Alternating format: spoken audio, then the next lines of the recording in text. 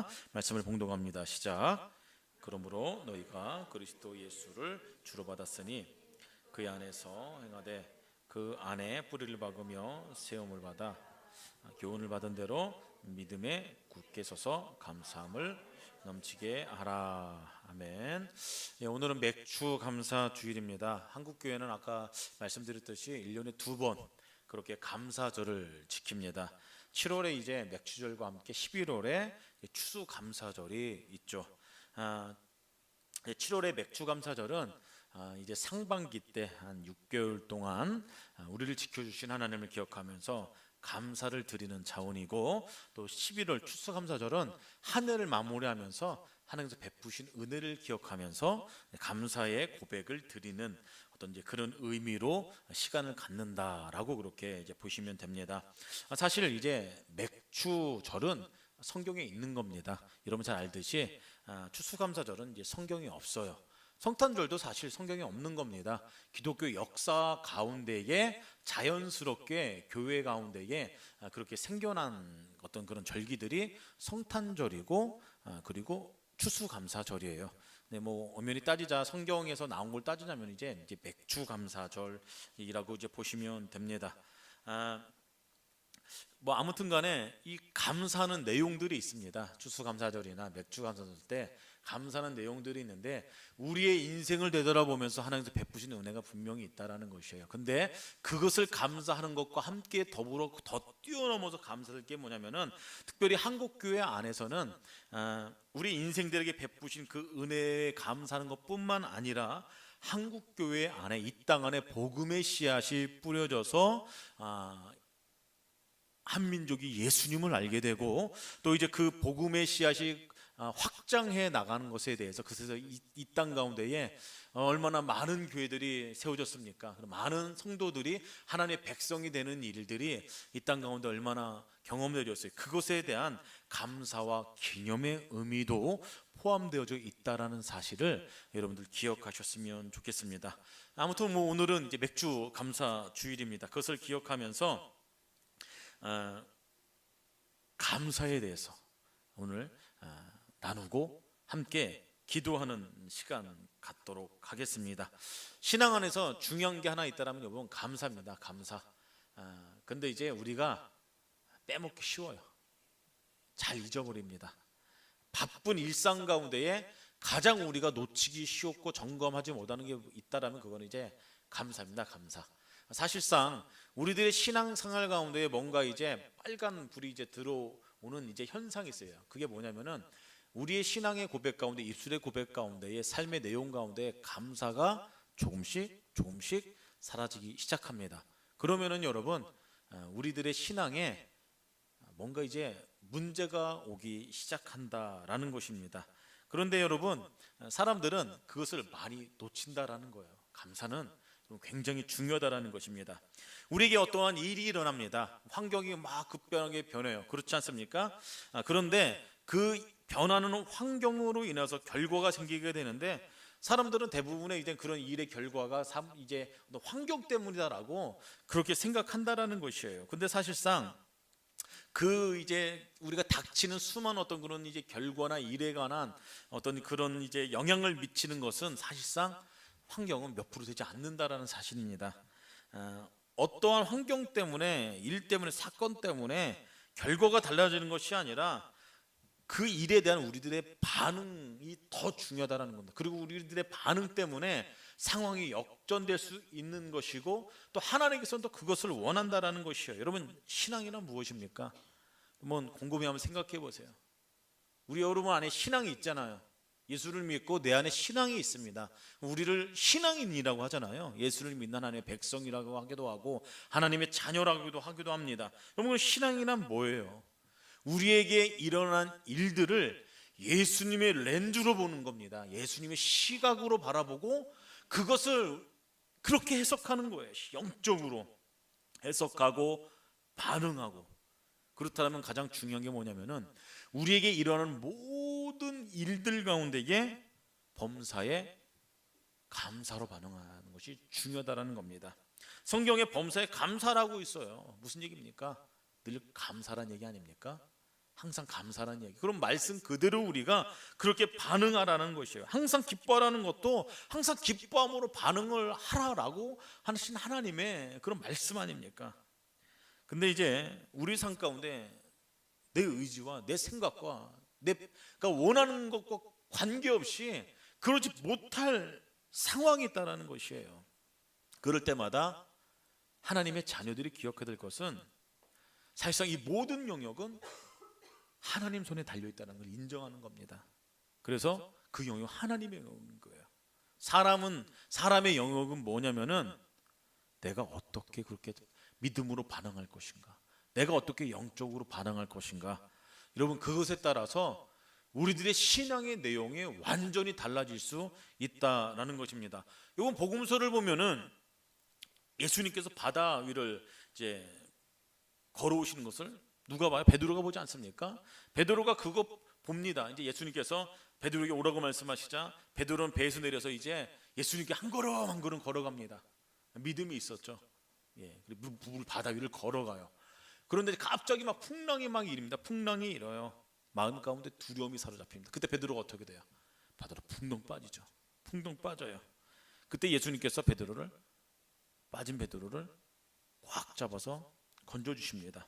여러분, 베드로가 순간 두려움이 휩싸여서 다른 곳에 한눈 팔았어요. 예수님을 바라보고 걸어가야 되는데 풍랑 때문에 마음 가운데 두려움이 생기자 예수님 바라보지 못했다라는 거예요. 그래서 풍덩 빠졌어요, 바다에. 그런데 베드로는 믿음이 부족해서 실수를 했고 바다에 빠졌지만 예수님은 여전히 신실하셔서 그 예수님은 두려움에 빠진 베드로를 바닷물에서 구원해 주셨다라는 것입니다. 우리들의 삶의 내용, 신앙의 내용을 봐도 비슷한 것 같아요. 우리들의 믿음도 흔들릴 때가 있어요. 언제요? 우리들의 삶이 좀 불편할 때, 좀 울고 싶을 때 있잖아요. 와, 왜 이러지? 그럴 때 분명히 있어요. 그럼 이제 베드로처럼 이제 환경 바라보고 막 그런 거 파도 바라보고 우리들의 환경을 바라보다가 이제 물에 빠지는 우리들의 모습 분명히 있다라는 겁니다. 그런데 중요한 거는 하나님은 여전히 우리 인생 가운데 우리의 태도나 우리들의 신앙의 내용과 관계없이 여전히 신실하다라는 거예요. 그래서 그 전능하신 그 손으로 예수님께서 베드로를 건져 올렸듯이 우리들을 여전히 사랑하시고 건져 올리신다는 사실을 여러분들 기억하시길 바랍니다. 자, 질문 하나 할게요. 여러분, 행복하고 싶으시죠? 불행하고 싶으세요? 아니잖아요. 행복하고 싶잖아요. 저도 행복하고 싶어요. 늘 행복하고 싶습니다. 근데 그 행복의 첫 시작이 어딨냐면은 여러분, 주님 옆에 감사한 그 인생이 있다라는 것입니다. 주님 옆에 감사하는 인생. 그리고 감사라는 것은 여러분 다른 게 아니에요. 나에게 일어나는 모든 일을 영적인 시각으로, 예수님의 렌즈를 끼고 믿음의 시각으로 해석하고 바라보고 그렇게 이야기하는 그것이 바로 감사의 시작이라는, 그게 감사라는 것입니다. 우리가 그럴 때 하나님께서 기뻐하세요. 하나님께서 좋아하십니다. 그 믿음과 그 마음을 받아주십니다. 그리고 우리 인생 가운데 하나님께서 은혜를 주신다라는 것이에요. 여러분, 감사라는 단어 따라해보세요. 감사. 예, 참 좋은 단어죠. 굉장히 좋은 단어입니다. 이렇게 좋은 이 단어를, 감사를 저와 여러분들의 인생 가운데 심었으면 좋겠습니다. 감사를 심는 인생은 여러분 감사가 흘러넘칩니다. 근데 불평과 원망이라는 단어도 있어요. 원망과 불평이라는 단어를 우리 인생 가운데 심으면은 원망과 불평 가운데 살아갈 수밖에 없다라는 것입니다. 이스라엘 백성들은 하나님부터 약속의 땅을 부여받았어요. 그 땅이 어디입니까? 가나안 땅이에요. 가나안 땅 너에게 줄게라고 그렇게 하나님께서 약속하셨어요. 근데 실상 가나안 땅이 좋은 땅인 줄 아세요? 아니에요. 그렇게 안 좋습니다. 사막이에요. 사막. 물이 귀한 그런 땅입니다. 땅을 파도 쉽게 물을 얻을 수가 없어요. 어떻게 보면은 황무지입니다. 몹쓸 땅이에요. 여러분 한번 주변을 돌아보세요. 이게 값어치가 나가는 땅이 있고 이거 돈 주고도 사기 아까운 땅이 분명히 있잖아요. 하나님께서 너에게 가나안 땅을 줄게 라고 말씀하셨는데 인간적으로 계산해 보면은 이제 그런 땅이라는 거예요. 그런 땅. 그런데도 하나님께서 그 가운데에 말씀하셨어요. 뭘 말씀하세요? 명령하셨어요. 감사를 명령하셨습니다. 감사를. 매년 몇 차례 특별한 감사의 제사를 드려라라고 하나님께서 그렇게 말씀하셨어요. 그래서 이스라엘 백성들이 그대로 순종했다라는 것이에요. 시편 116편 12절 말씀에 내게 주신 모든 은혜를 내가 여호와께 무엇으로 보답할까? 라고 그렇게 여러분 고백하고 있습니다. 여러분 이 고백은 참 이제 말도 안 되는 환경 가운데 고백한 믿음의 고백이에요. 시편 기자의 고백입니다. 믿음의 선진들이 여러분 이랬다라는 겁니다. 이스라엘 백성도 그러했고 여러분들도 그랬을 거예요. 말도 안 되는 상황 가운데서도 하나님 어떻게 반응하셨어요? 결국은 뭐예요? 물론 이제 우여곡절이 있습니다. 원망도 했다고 눈물도 흘렸다, 하나님 앞에 때를 쓰기도 했다. 근데 결론은 뭐였어요? 항상 여러분 감사 아니었어요? 하나님 살아계십니다. 하나님께 감사드립니다. 여러분들의 신앙의 끝은 그거 아니었어요? 믿음의 고백의 마지막의 끝은 어떠한 일 가운데에 여러분들도 그렇지만 믿음의 선진들도, 성경에 나온 믿음의 선진들도 끝은 그랬다는 거예요. 감사의 고백을 올려드렸다는 겁니다. 우리들도 늘 이 감사의 정신을 잊어서는 안 된다는 것이에요. 그리고 그것을 우리 자녀손들에게 물려줄 수 있는 그런 믿음이 있어야 된다는 것입니다. 여러분 그렇다면 특별히 맥주 감사절을 맞이해서 무엇을 감사하겠어요? 몇 가지 살펴보도록 하겠습니다. 여러분 우리가 감사해야 될 조건이 많이 있지만 가장 중요한 게 뭐냐면은 우리는 은혜를 입은 자라는 거예요. 누구로부터요? 하나님으로부터 은혜를 입은 자예요. 가장 큰 감사의 제목은 예수님입니다. 예수님이 우리 인생 가운데 가장 큰 감사의 제목이에요. 예수님께서 우리 인생 가운데 어떤 일을 행하셨어요, 여러분? 제가 요즘 수요예배 때 계속 말씀드리잖아요. 인간은 연약해요. 죄졌어요. 그렇잖아요. 근데 예수님은 죄가 없으세요. 하나님의 아들이십니다. 그 예수님께서 십자가에서 못 박히셨어요. 왜요? 저와 여러분들의 죄를 씻어주기 위해서 그렇게 하신 거예요. 이게 가장 큰 은혜입니다. 그래서 우리를 자녀 삼아 주셨어요. 하나님의 백성 삼아 주셨어요. 이게 굉장히 큰 은혜예요. 그래서 하나님의 나라를 우리에게 선물로 주셨어요. 그래서 우리는 그 하나님의 나라를 날마다 소망하며 하나님의 나라를 우리가 날마다 누리면서 살아가지 않습니까? 그 안에 기쁨도 있고 감사도 있는 것 아닙니까? 그 전적인 하나님의 은혜라는 거예요. 누구를 통해서 이게 가능해요? 예수님을 통해서 가능하다라는 겁니다. 그래서 감사의 제목을 만들어내는 이 놀라운 감사의 고백의 원천이 어디냐면은 다른 것에 있지 않아요. 우리의 소유에 있지 않고 환경에 있지 않고 바로 예수 그리스도로부터 시작된다는 것이에요. 내 안에 예수로 충만하면 여러분 우리 입술 가운데 감사로 넘치게 된다는 사실을 기억하십시오. 여러분 그 예수님 우리 위해서 죽으셨어요. 부활하셨어요. 승천하셨어요. 다시 오신다 약속하셨어요. 그 예수님 우리 안에 계십니다. 우리와 함께 계십니다. 그 주님을 여러분 기억하면서 늘 감사하십시오. 오늘 말씀 가운데에 너희가 그리스도를 주로 받았으니 믿음에 굳게 서서 뭘 넘치게 알아요? 감사함을 넘치게 하라고 말씀하고 있어요. 예수님의 구속의 원천을 기억하라는 거예요. 천국 백성 되어 있지 않느냐. 예수님 때문에 감사해라. 감사해라. 그렇게 지금 성경이 이야기하고 있다는 겁니다. 여러분 좋은 소식이 뭐예요? 좋은 소식이 복음 아닙니까? 복음 아니에요? 제가 말씀드렸죠. 사도 바울 당시에도 이 좋은 소식을 전하는 사람들이 있었어요. 예수님을 전하는 사람들이 있었어요. 사도 바울의 로마 교회다 그렇게 전했습니다.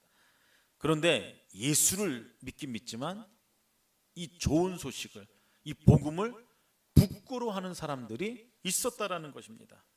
왜냐하면 복음이 예수님과 십자가와 관련이 있기 때문이에요. 여러분 십자가 하면은 액세서리 생각나죠. 교회 생각나고 그래서 목에도 걸고 차에다도 이렇게 매달고 다니고 예쁘잖아요. 어떻게 보면 이제 네모 이게 반듯한 그런 십자가 보다는 취향에 따라 좀 이제 예쁘게 만든 이제 구부러진 십자가도 이렇게 매달고 다니고 집에다가 놓기도 하고. 근데 이제 여러분 이 로마 시대 때에는 십자가가 부끄러운 거였어요. 여러분 부끄러워. 왜냐하면 사형 틀이었습니다. 끔찍한 어떤 그런 형틀이었어요. 심각한 죄를 지은 사람을 죽이는 형틀이었습니다. 그런 십자가를 사람들이 어떻게 생각하겠어요? 듣기만 해도 보기만 해도 흉측했어요. 그러니까 부끄러운 거예요. 사도 바울이 이야기하는 겁니다. 이 십자가의 복음을 상중으로 여기고 난 부끄러워하지 않습니다. 왜 부끄러워합니까? 나는 복음을 부끄러워하지 않습니다. 이 구원은 하나님의 능력입니다. 근데 사람들이 부끄럽게 생각했다라니까요. 사도 바울은 이 복음을, 십자가를 자랑스럽다고 했어요. 왜요? 예수님께서 죄가 있으시다라면 부끄러운 일입니다. 근데 죄가 없으신 예수님께서 우리를 위해서 죽으셨기 때문에 이건 자랑스러운 일이라는 거예요. 그 십자가가 왜 부끄럽습니까? 이거 자랑스러운 해낼 일입니다. 여러분, 수치스럽다고 생각하지 마십시오. 끔찍한 사형의 틀이라고 생각하지 마십시오. 이건 우리의 자랑거리입니다. 이건 복음입니다. 그렇지 않습니까? 여러분, 일사부재리의 원칙에서 들어보셨죠? 법정 용어입니다. 법정 용어. 한 가지 사건에 대해서 두 번 재판하는 것을 금하는 어떤 그런 이제 원칙이 있어요. A라는 사람이 B라는 사건에 대해서 무죄 선고받았으면 나중에 법이 바뀌거나 이제 새로운 증거가 나왔다고 해서 다시 그 사람을 이제 처벌할 수 없다라는 겁니다. 이게 로마 시민법에서 이제 유래된 것이고 대다수 국가에서 이것을 채택하고 있고 우리나라에도 헌법 제13조가 이와 관련이 되어 있어요. 예수님께서 우리들을 향해서 우리들을 위해서 죽으셨기 때문에 우리들은 무죄 판결 받았어요. 그래서 일사부재리의 원칙처럼 여러분, 무죄 판결 받은 저와 여러분, 이건 영원하다라는 것이 영원하다라는 거. 결코 처벌받지 않습니다. 한 번 하나님의 백성이면 영원토록 하나님의 백성인 것이에요. 우리 연약할 수 있어요. 그렇지 않습니까? 넘어질 때도 있어요. 범죄할 때도 있어요. 그때부터 하나님께서 우리들을 찾으십니다. 그리고 회복시키세요. 은혜를 주세요. 하나님을 잠시 떠나 있더라도 우리들을 돌이키게 하세요. 왜냐하면 그분은 신실하기 때문에, 그분은 전능하신 분이시고 우리를 사랑하시는 분이기 때문에요. 그래서 여러분, 사실 이 구원도 그렇고 믿음도 그렇고 사실 하나님의 선물이에요. 다 하나님께서 주신 것입니다. 믿음으로 의롭게 된다는 사실은 여러분, 우리들의 믿음이 강해야지만 우리가 그렇게 살 수 있다는 것이 그런 의미가 아니에요. 믿음의 대상이신 주님께서 신실하시고 전능하시고 그분의 섬긴, 우리를 향한 사랑과 섬긴 것, 그래서 그분의 사역은 완전하다는 의미입니다. 나의 믿음 때문이 아니라 사실상 그 대상이신 예수님의 완전함 때문에 전적인 은혜로 여러분, 우리가 구원받을 수 있다는 것이에요. 우리의 어떠함 때문에 되는 것이 아니에요. 그래서 여러분, 그 주님을 바라보십시오. 감사가 사라졌어요? 여전히 우리 인생 가운데 신실하신 그 주님을 바라보세요. 범죄에서 넘어질 때가 있습니다. 다른 것 없어요. 주님 앞에 자복하고 회개하고 하나님, 나 좀 살려주세요 라고 고백하는 거예요. 나 좀 회복시켜 주세요. 우리의 능력이 어디 있습니까? 없어요. 우리는 그런 실력이 없어요. 영적인 실력이 연약합니다. 부족합니다. 그런데 그분은 전능하세요. 여전히 신실하십니다. 한 번 하나님의 자녀된 우리들은 그것을 깰 자가 없습니다. 끊을 자가 없어요. 그리고 그 주님 앞에 믿음으로 고백할 때 우리에게 잊혀졌던 감사가 회복될 줄 믿습니다. 십자가 사건 앞에 나가는 거예요. 예수님 앞에 나가는 겁니다. 그분이 우리 인생 가운데 어떤 일을 행하셨는지 우리는 기억해야 된다는 거예요. 그리고 감사하는 것이죠. 더 나아가 여러분, 하나님의 보호하심을 감사하시길 바랍니다. 하나님은 당신의 백성들을 보호하시고 끝까지 인도하시는 분이세요. 여러분들의 삶을 한번 길게 보지도 마십시오. 한 6개월의 삶을 한번 여러분 되살펴 보십시오. 그리고 하나님께서 받은 은혜들을 한번 헤아려 보세요. 데살로니가후서 3장 16절 말씀 가운데 그렇게 말씀하고 있어요. 하나님은 때마다 일마다 평강을 주시기를 원하고 함께 하시기를 원한다라고 말씀하셨는데, 여러분 그분께서는 때마다 일마다 우리 인생 가운데 함께 하셔서 보호해 주시고 지켜주시고 필요한 것을 공급해 주시는 분이라는 사실을 여러분들 기억하셨으면 좋겠습니다. 여러분, 감사할 것이 없는 것이 문제가 아닙니다. 뭐가 문제냐면은 우리의 마음을 굳게 닫은 게 문제예요. 나 감사 안 할래, 내 형편이 이런데 뭘 감사하겠어, 마음을 굳게 닫는 겁니다. 근데 여러분, 감사는 찾는 것이에요. 여러분, 그분을 인정하고 그분 앞에 나가고, 감사는 고백거리를 찾는 거예요. 하나님께서 베풀어 주신 6개월간의 은혜들 한번 헤아려 보십시오. 분명히 있다라는 겁니다. 그리고 주님께서는 여러분, 우리들의 그 믿음의 고백을 듣기를 간절히 원하시는 분이세요. 간절히. 여러분 잘 아는 본문 말씀이죠. 누가복음 17장에 보면은 예수님께서 10명의 문둥병 환자를, 나병 환자를 치료해 준 사건이 있습니다. 예수님께서 그들에게 그들의 몸을 제사장들에게 보이라고 해요. 그리고 가다가 보이기도 전에 깨끗함을 받았어요. 나음 받았다라는 건데, 10명 중에 1명만이 예수님 앞에 나와 감사의 고백을 드렸습니다. 누구냐면 사마리아 사람입니다. 나머지 9이 유대 사람이에요. 다 치료함 받았어요. 근데 마땅히 와야 될 유대 사람들은 오지 않았습니다. 근데 사마리아 사람은 어떤 사람이에요? 사람 취급 못 받은 사람입니다. 그런 부류의 사람이에요. 근데 그 사마리아 사람만 찾아와서 감사했다라는 거예요. 감사했다. 예수님께서 그때 말씀하시죠. 9은 어딨냐? 다 깨끗함 받지 않았느냐? 그 9은 어딨냐? 9은 어딨냐? 이방인 외에는 하나님께 영광 들리러 온 자가 없다. 마땅히 감사될 하나님께서 택하신 그 백성들은 안 오고 조롱받고 멸시받는 사마리아 사람은 지금 감사하고 있다. 그렇게 예수님께서 말씀하세요. 주님께서는 나음받은 다른 9명에게도 그 고백을, 사마리아 사람에게 받았던 그 고백을 듣고 싶었던 것이죠. 여러분, 하나님께서 우리의 감사의 고백을 듣고 싶어 하십니다. 우리는 그것을 기억해야 돼요. 뭘 감사해야 된다고요? 예수님의 십자가 사건 감사해야 되고, 우리 삶 가운데 6개월 동안 받은 은혜를 기억하면서 감사해야 되고. 여러분, 감사할 것이 없으세요? 아니에요. 잘 한번 살펴보십시오. 그것이 우리들의 인생 가운데 감사의 제목이 분명히 있다는 것이에요. 문제는 뭐냐면은 감사하지 않기로 내 마음을 굳게 닫아버린 게, 그게 문제라는 것이에요. 그리고 주님께서는 우리의 감사의 고백을 듣길 원하신다라는 것입니다. 듣길 원하세요. 여러분, 세상 사람들도 감사할 줄 알아요. 예수님 모르는 사람도 감사할 줄 압니다. 언제 감사해요? 대박 나면 감사하죠. 잘 되면 감사하고, 형통하면 감사하고, 일 꼬이면은 원망하고 불편하죠. 낙심하고 좌절하고. 근데 여러분, 하나님의 백성들의 차원은 좀 다른 차원의 감사와 삶의 내용이 있어야 되지 않겠습니까? 세상 사람들도 일 잘 풀리면 감사해요. 믿는 사람들은 역경과 고난 가운데서도 감사할 줄 아는 법을 터득해야 된다는 것이에요. 다니엘 보십시오. 진짜 잘 나가던 인생이었어요. 나이가 80에 음모에 걸립니다. 음모에 걸려들어요. 죄가 없는데도 사자굴에 들어가요. 그런 가운데도 여전히 다니엘은 기도했습니다. 여전히 감사의 고백을 올려드렸어요.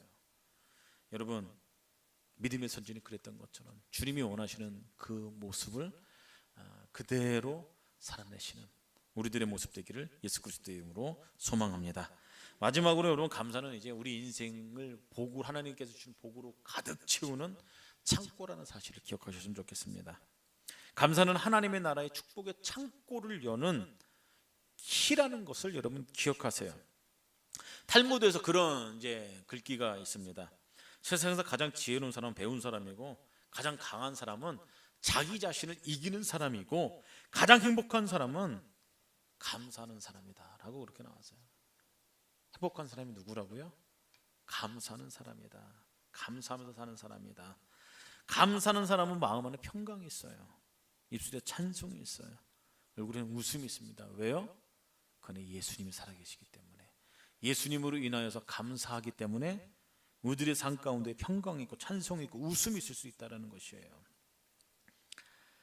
여러분, 저와 여러분들은 사실상 어느 곳에 있든지 평화를 만드는 사도로 우리를 부르셨습니다.